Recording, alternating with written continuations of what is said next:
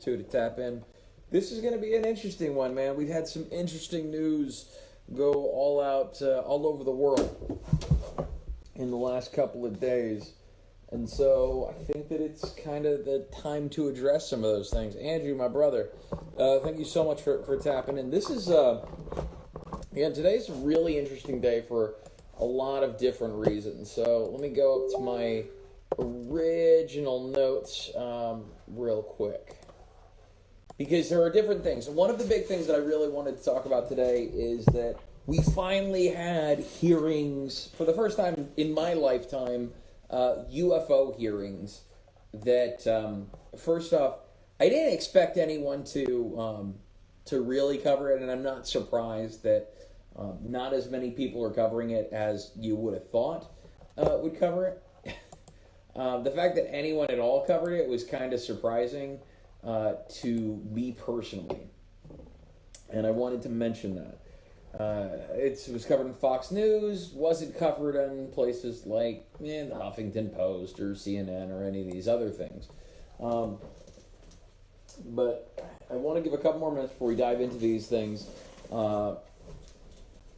because there's just so much going on and little things that are being connected that I didn't necessarily know would be connected this morning. However, as times are turning, it is worth mentioning. So the first thing, Andrew, I don't know if you mentioned, if you were aware of this, but back in March, there was a plane crash in China. Kind of insignificant. However, it kind of made the news a little bit because there was a guest on that flight by the name of Fang Fang. Now, Fang Fang might be memorable to you because of a Representative's Eric Swalwell. It's a weird spelling. It's like Swalw, Swalwell. It's weird. So Representative Swalwell, at another time in his life, was a big fan of a woman by the name of Fang Fang. Now, Fang Fang, as it turns out, was a Chinese spy. And this relationship with Representative Swalwell became very embarrassing for Representative Swalwell and for everyone who kind of got behind them to begin with and got behind Swalwell, because he ended up on some intel committees, which, again, is very, very interesting. You end up on these intel committees, but you don't know who you're having sex with, protected or unprotected. Like, I get it if you're just some dude or some chick raw dogging and getting raw dogged for the world, right? However, when you start playing politics, and this is where it starts getting very, very real, you're talking about a position of power, right? Whether it's earned or whether it's elected. And when I say earned, that's subjective, because in a lot of places, success really is based on nepotism. Who you're related to, or not who you know, but who you blow, or who they blew at some point in the last 50 years. That's important.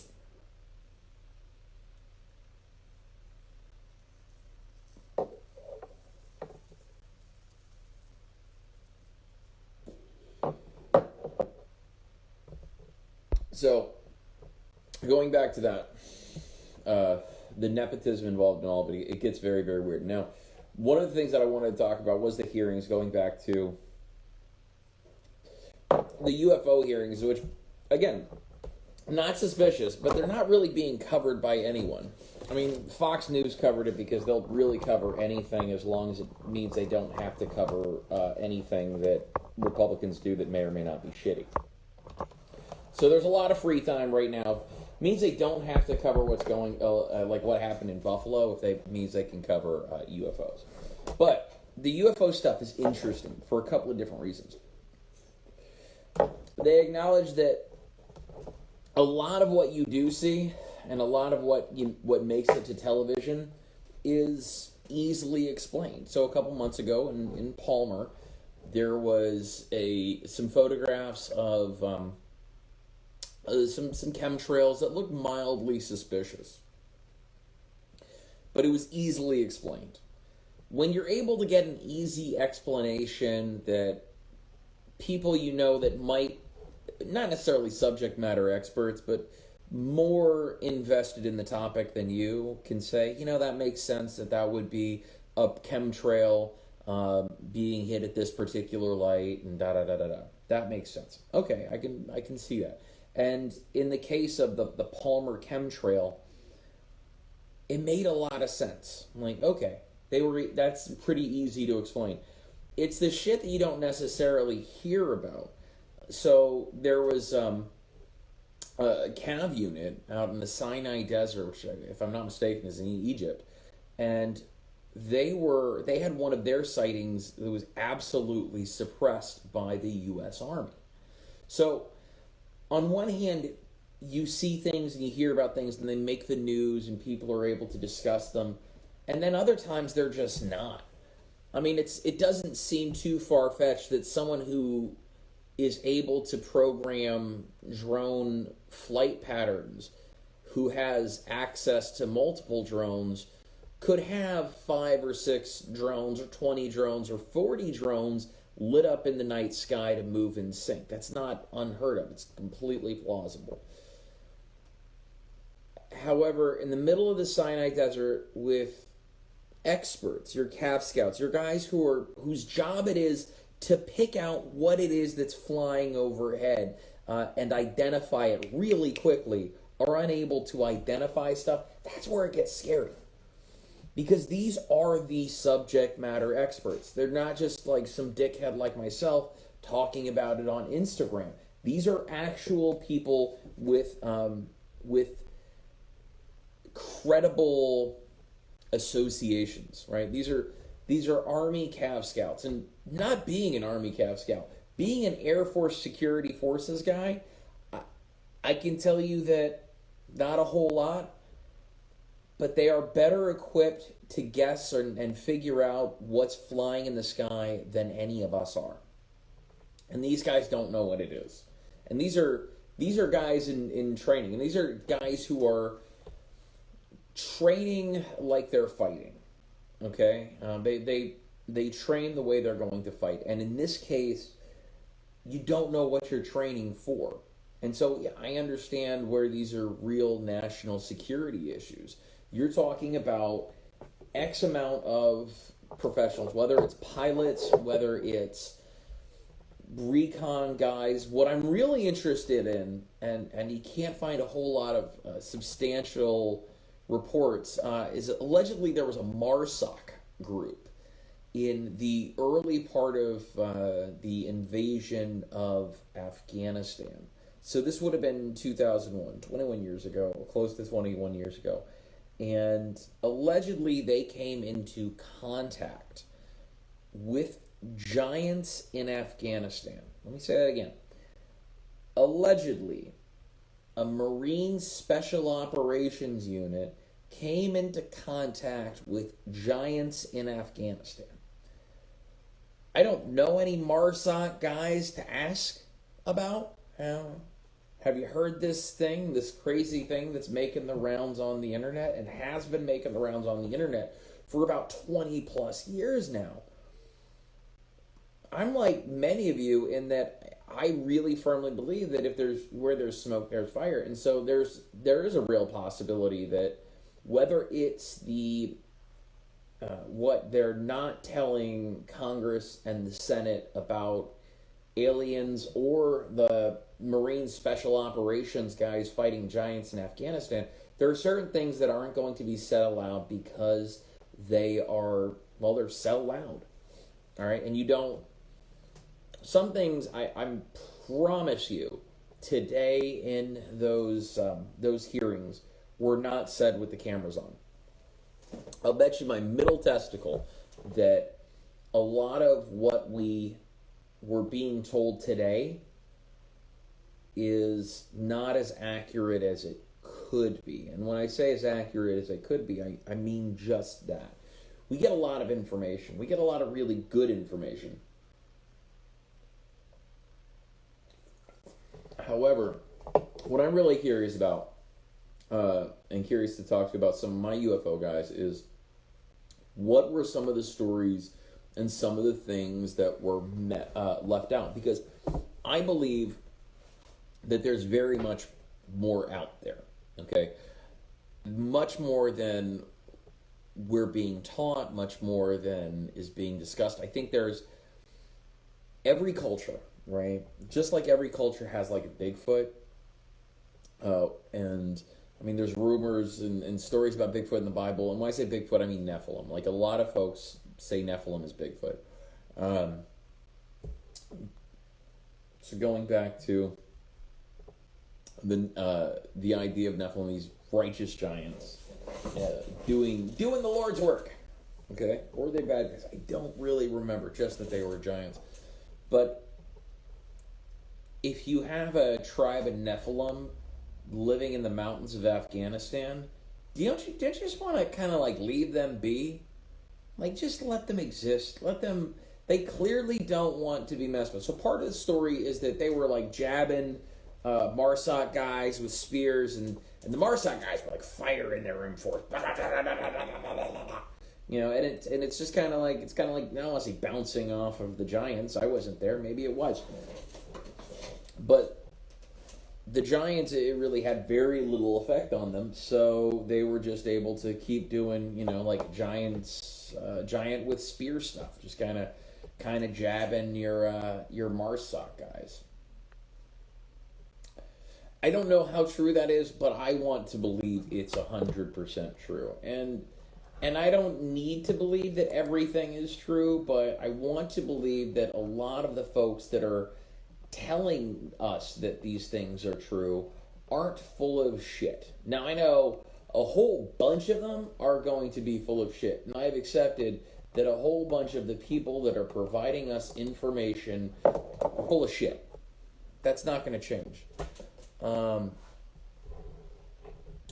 yeah, so I think there actually is a movie coming about the Marsoc giants, which I'd want to see. Like, I'd want to know for accuracy, but I'd want to know, like, what are the possibilities of something like this happens, and if, what are the contingency plans? Because these guys have to plan for everything. So, like, is there a contingency plan now for giants? Because, you know, it happened in fucking folklore, so it might as well be the real thing. Why not? That makes perfect sense to me. So here's where this is going to get tricky, my friend. I don't have much left in the world. Like, there's like stuff that's left over. It's not like great. So you know what I'm going to do to make this really last and get the most bang for my buck? I'm going to break this bad boy out.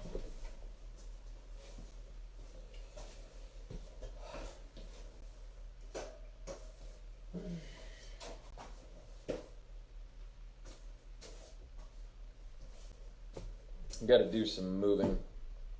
So this is one of my favorite things. This is a recent gift from my friend Dave. He's regularly gets me smoking gifts to celebrate our friendship, which is kind of one of the cool things that I appreciate. So there's a company whose name I cannot pronounce. They make a $600 version of this. Okay. So here's your bowl. That's a gravity bowl. It's pretty cool. All right. So it's interesting that you mention that, and you bring up the scenario of making a movie to discredit something that actually happened. So in the book "Behold a Pale Horse," which was written by a guy by the name of William. You've got a form for people, for military members to report sightings of unidentified aerial phenomena. That's great. One of the problems now is that you've created this level of bureaucracy that didn't exist before, where before you could report things and it would just get pushed up to who needed to hear it. Now it's forms, and if you're important, then you get to get direct contact to people that matter. So, for example, one of the guys that was speaking today at the hearings, I think one of the main speaking guys actually said that, there was I just got off the phone with a senior pilot, a guy who had 2,000 hours of flying time, and he reported to me directly, and it didn't hit me till just now.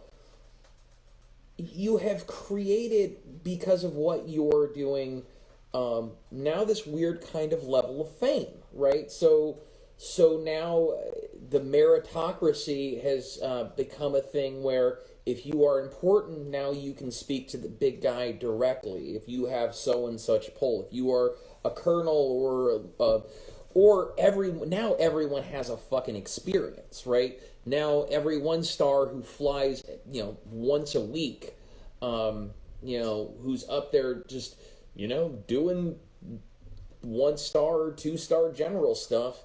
Now he has something that he just happens to see something. It doesn't matter that he's like 65 years old and can't see and he shouldn't be flying anyway.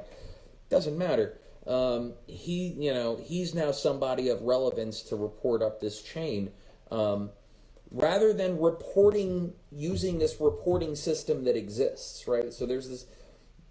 Essentially, I guess what I'm saying is the rules will only apply to certain people, because now this guy gets to make his report directly to the head honcho that's talking to the Senate. I don't know if that makes sense. I'm not sure if that made sense. But it's an extra level of bureaucracy that didn't exist, and it doesn't matter, because if you are someone of serious significance, then it doesn't matter anyway. Right? You're just gonna skip the line. You're just going to get to the finish line before anyone else because your shit matters more. Okay. Seems legit.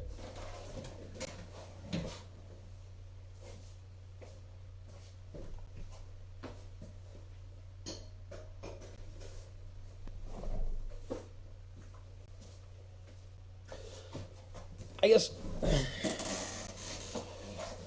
my question is, what are the cool stories that are going to be allowed to be told? What are those cool stories going to be? That's what I want to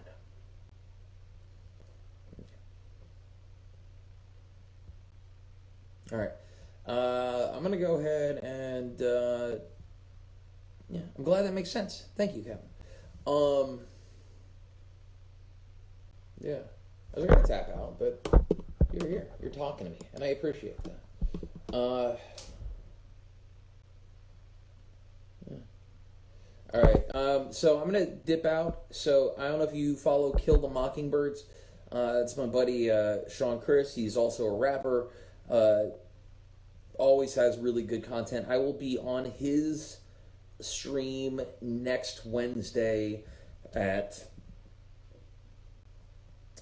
8 p.m. Eastern time, so that'll be like 4 o'clock Alaskan time, I think. I don't know. Hopefully I'll figure it out before then. I have no idea what we're going to be talking about. Probably talking about aliens, probably going to be talking about Bigfoot, because I got some Bigfoot stuff that I'm working on with Connor Flynn of not Kill the Mockingbirds. He's Bigfoot Anonymous. Sean Chris is Kill the Mockingbirds. Both of which you should check out, all right? Connor of Bigfoot Anonymous is, I don't want to say that he's the guy the military calls in when they have questions about Bigfoot, but he was in a movie where that was his job. And I think that that's just as important. Because if you can play it, you can do it. Yeah. That's how it works, right? Anyway, I'm going to tap out because it is about that time. I got to stretch. I got to get some fresh air. It's beautiful today. Have a great one.